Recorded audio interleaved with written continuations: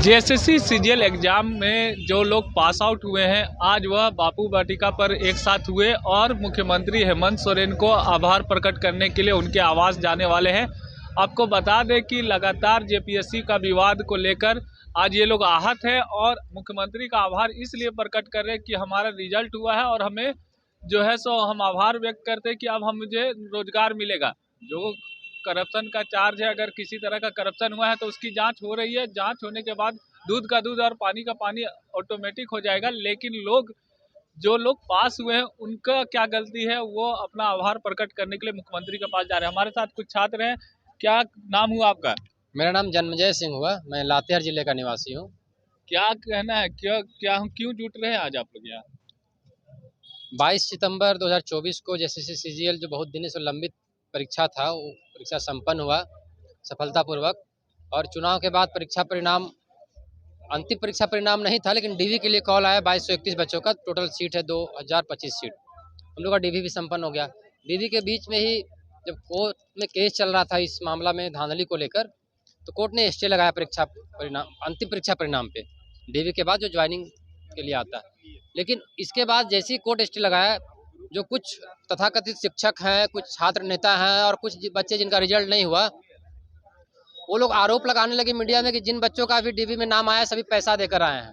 ठीक है, तो हम लोग उस चीज़ का खंडन करते हैं।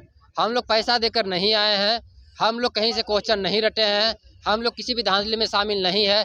हम लोग स्वच्छ तरीके से एग्जाम में शामिल हुए, अपने मेरिट के बदौलत इस परीक्षा परिणाम जो शामिल हुआ उसमें हमारा नाम आया डीवी में। फाइनल अभी मेरिट नहीं जारी हुआ है।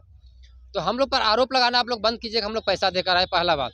दूसरा बात, कोर्ट में मामला लंबित है, कोर्ट स्टे लगाइए। फिलहाल मामला का सुनवाई 22 जनवरी को है, अगला सुनवाई। उसके पहले कोर्ट सरकार को आदेश दिए कि पुलिस एफआईआर करके मामले की जांच करे और 22 जनवरी से पहले अपना रिपोर्ट प्रस्तुत करे कोर्ट के सामने।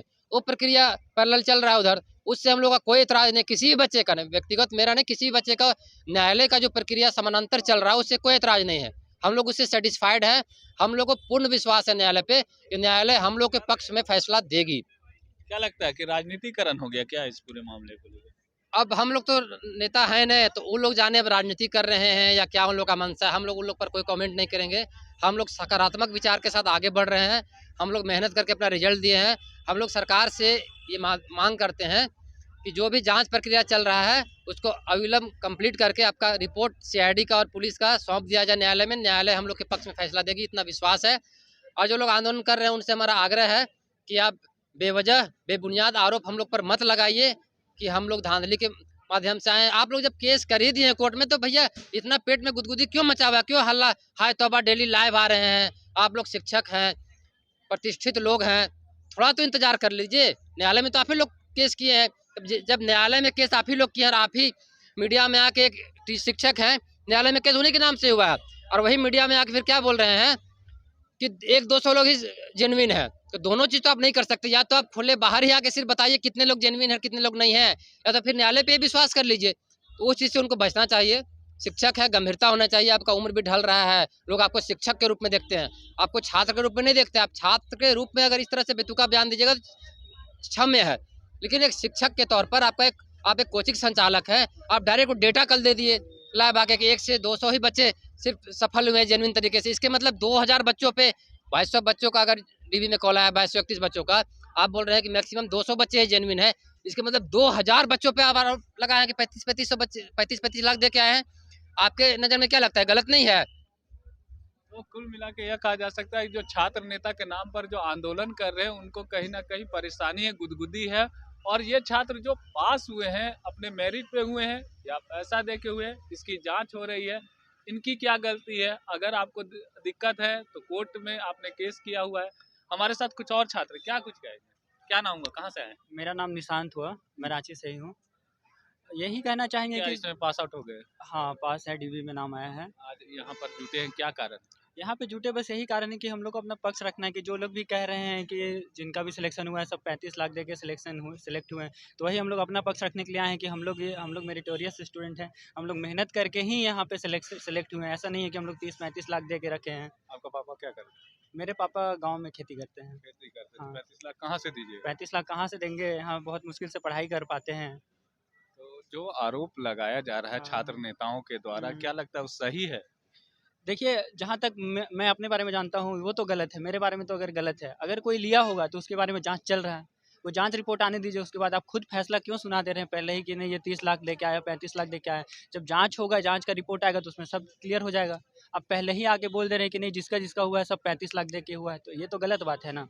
ऐसा तो नहीं होना कोर्ट चाहिए। रोक लगा दिया, इससे कहीं आफत लग रहा है कि नहीं थोड़ा देखिए, सा? कोर्ट इसलिए नहीं रोक लगाया है कि ये गलत है, कोर्ट इसलिए रोक लगाया है कि सही तरीक़ा से उसका जाँच नहीं हुआ था। कोर्ट बोला कि जाँच करिए। अब वो जाँच रिपोर्ट 22 तारीख को होगा, सबमिट होगा, उसके बाद से सब क्लियर हो जाएगा। सेंटर कहाँ पड़ा था आपका? मेरा सेंटर जमशेदपुर पड़ा था। कोई दिक्कत हुआ था वहाँ पे किसी तरह के, क्योंकि 2 दिन नेट बंद हुआ था, हुँ। तो क्या उसमें कुछ लग रहा था कि ऐसा कुछ पेपर लीक हुआ है, कुछ ऐसा सुनने को भी मिला था? देखिए, सुनने को तो झारखंड का हर एक एग्ज़ाम में ही होता है, लेकिन वो सब सुन के आप तैयारी करने में वो सब दिक्कत होता है, इसीलिए वो सब में ध्यान नहीं देते हम।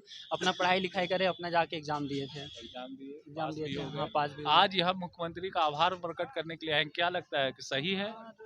आभार तो नहीं कहिए, एक तरह से कहें कि वो मतलब कि हम लोग को थोड़ा-सा सपोर्ट करिए कि हम लोग जेनुइन स्टूडेंट हैं, तो जो ऐसा इल्ज़ाम लग रहा है हम लोग के ऊपर, वो ना लगे कि हम लोग भैया हम लोग सही स्टूडेंट हैं, हम लोग जेनुइन हैं।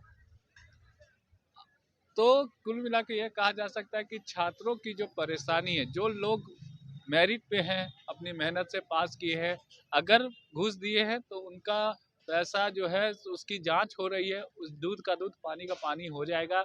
लेकिन जो पैसा नहीं दिए हैं और जो अपने मेरिट में पास हुए हैं, उनकी क्या गलती है? और उसी को लेकर आज यहाँ बापू वाटिका में जो 2200 छात्र हैं वो यहाँ पर जुट रहे हैं और मुख्यमंत्री का आभार प्रकट करेंगे कि क्या दिक्कत है, हमारा जो भी है अब जांच जो चल रहा है सो चलने दीजिए, हमारा जो प्रक्रिया वो पूर्ण कर लीजिए। जिस दिन जांच की रिपोर्ट आएगी दूध का दूध पानी का पानी हो जाएगा, और अगर हम लोग गलत है तो गलत है, नहीं तो हमें नौकरी दिया जाए। सहयोगी रिजवान के साथ मैं संजीत झा, कोयलांचल संवाद, रांची।